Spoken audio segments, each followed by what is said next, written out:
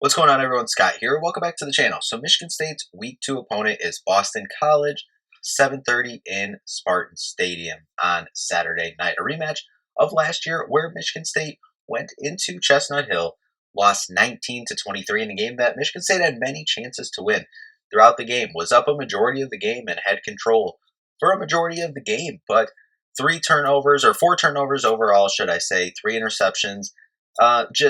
You're not going to win many games against quality opponents doing that. So revenge is definitely on the mind for the Spartans. In Week 1, Michigan State won 23-6 over Western Michigan. Boston College 66-10 over Fordham. Now, before we jump into this matchup, if you could just hit that like and subscribe button down there. We'll have more Michigan State football content on the channel, so make sure to subscribe so you don't miss a video. Now we'll start with Boston College. Starting quarterback Dylan Longergan, Alabama transfer, Game 1. Really solid game, 26 for 34, 368 yards, 4 touchdowns overall. Now, he did seem to be a little banged up during the week. Didn't practice on Tuesday, but said just needed a day of treatment, so he should be good to go come Saturday.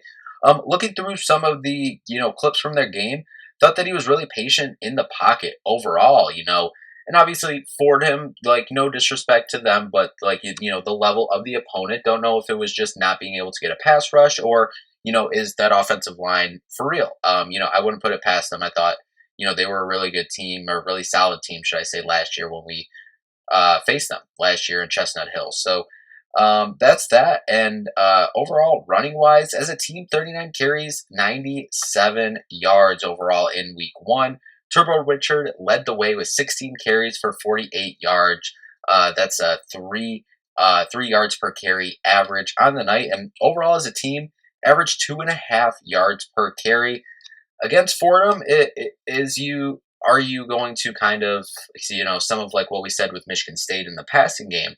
Was some of it you're saving some stuff for, this game, Michigan State, or maybe further down the line in your schedule? Or is it possibly going to be a struggle on the ground for Boston College? I guess it's just kind of going to be wait and see. That's something that Michigan State was strong against in Week 1. Run defense, that was something they were strong against all of last year as well, and we saw that Week 1 as well. So we'll see if that continues in this one. But through the air, Lewis Bond, 11 catches, 138 yards, Week 1.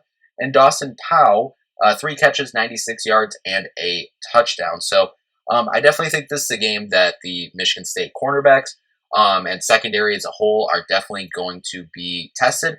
I think this is going to be a downhill game with, Michigan State, seeming like last year being able to stop the run for the most part. I definitely think this is going to be a matchup that Boston College is going to try to get the ball downfield. So cornerback secondary as a whole going to have to step up and perform in this game. Defensively for Boston College, 3 sacks and an interception, and Davion Crouch was the standout linebacker for Boston College. He had 6 tackles, he had 1 of the sacks, and he had the interception for Boston College as well. So he is definitely a player to circle on defense for Boston College. Just some other stuff from the game. Obviously still Week 1, learning everyone's team. So not too much to go on, but 12 for 18 on 3rd down, 1 for 1 on 4th down. So fairly successful both on 3rd and 4th down. So Michigan State going to have to, be effective on 3rd and 4th down, getting them off the field, not allowing conversions. But I think I think it's pretty obvious too that that work starts on 1st and 2nd down to make them be in a 3rd and long, make them be in a 3rd and 7, a 3rd and 5, to make it tough. Make it if they got to go for it, make it a 4th and 3, 4th and 4. Don't make it 4th and 1 where it's just an easy dive up the middle.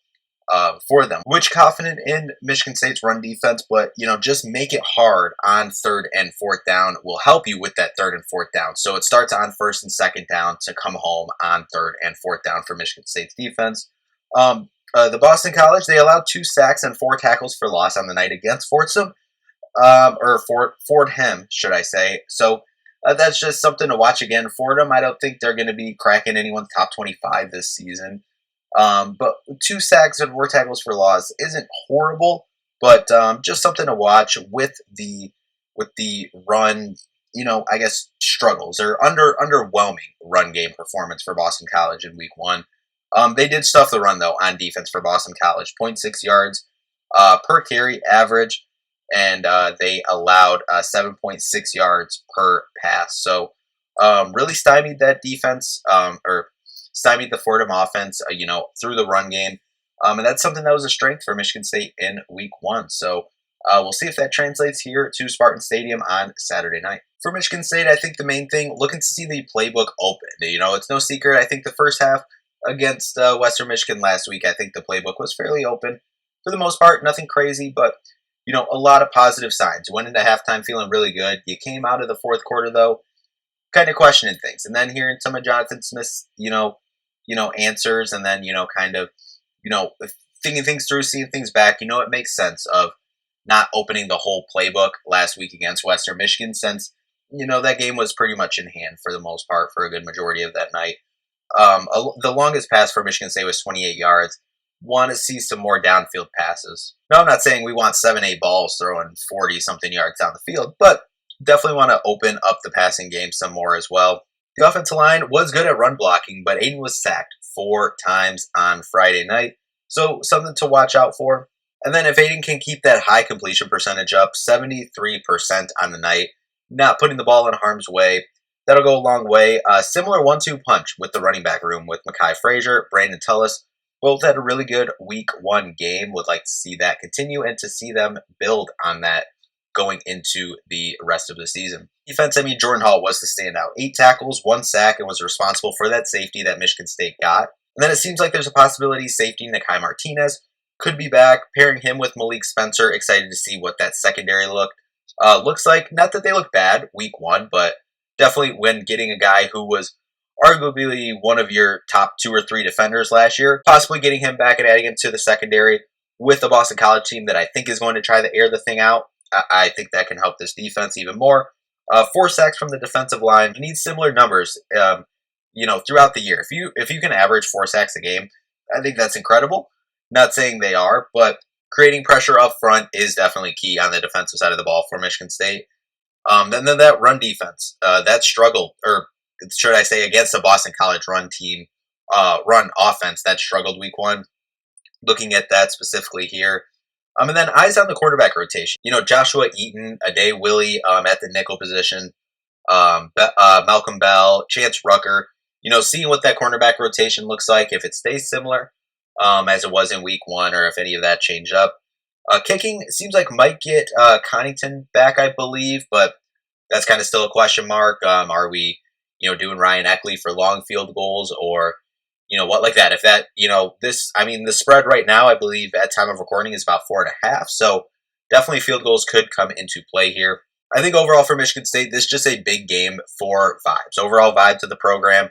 This is a team in Boston College that you lost to last year in a game that you felt like you were better than them in, if it wasn't for the 4 turnovers. Think about it. You lose, 23-19 to Boston College last year, and you had 4 turnovers. So, that's definitely one. I know this one that stuck with the players as well.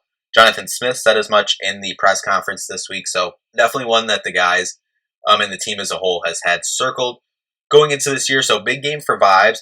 Got the uniform combination. Absolutely love it. White helmet, black jersey, white pants. Absolutely clean. Under the lights, 7:30 in Spartan Stadium. You got the fireworks. You got everything going on. Big night in Spartan Stadium for the vibes. Need to come out with a win in this one. So now, kind of jumping into the line here. As I said, we are doing our 5 bets every single week as well. First week went 2 and 3. Started out really strong. Got the first 2 correct. Next 3, not so well. But we're jumping back in with 5 more. And we're going to jump into our game. And we're going to start with our game like we usually do. Michigan State versus Boston College. I'm going Michigan State money line. At time of recording, it's up to 4.5 spread for Michigan State right now. But I think this could possibly be a field goal type game, 3-4 points. So I'm just sticking Michigan State money line. Next up, I'm going under 41.5 in Iowa at Iowa State.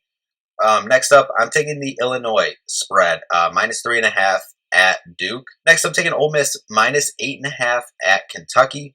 And then lastly, I'm taking Oklahoma money line against that school down the road. So hope those turn out a little bit better than last week. As I said, 2 for 3 last week, or 2 and 3 last week. Moving into this one, but as I said, big game in Spartan Stadium. Can't wait to be in there. Looking to see. I think I think this is the first big test of the season for Michigan State. Obviously, only week 2, but this can definitely set the vibes for the season going forward. So anyway, that'll do it for this one. We'll be back with a recap afterwards. Thank you all so much for watching. We'll see you in the next one. Peace out.